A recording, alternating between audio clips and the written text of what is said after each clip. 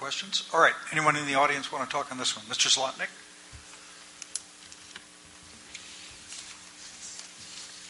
Thank you. I know I stand between you and lunch and others.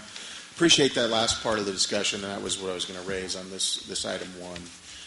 As Joe actually identified, and I know Supervisor Natoli was there, this gets to some of the discussion at last month's Delta Protection Commission when Jerry Merrill was there to discuss this. And Professor Michael brought up the very same issue. And so when you talk about Delta alternatives, we know what we're talking about. We're talking about BDCP, and it's not just the habitat, which you're absolutely right, Mr. Johnson. That's a phased program. You're going to do adaptive management over time. Are the investments worthwhile? Is it worth continuing? Is it worth doing something else?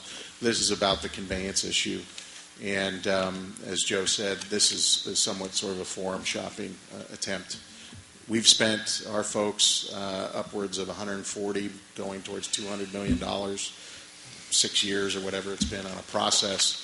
I dare say this type of analysis, at least to satisfy our folks that they're making a choice to go forward in terms of the alternatives that are going to be analyzed and assessed, are the ones that make sense to look at in the scheme of what you're trying to achieve, the money you need to spend, et cetera.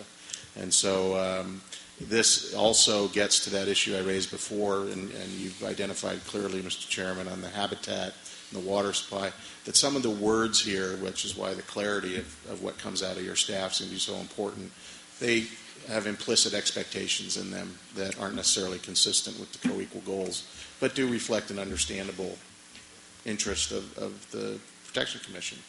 And we acknowledge that, but your job, as fun as it is to balance all of those interests. So appreciate your discussion. Thank you.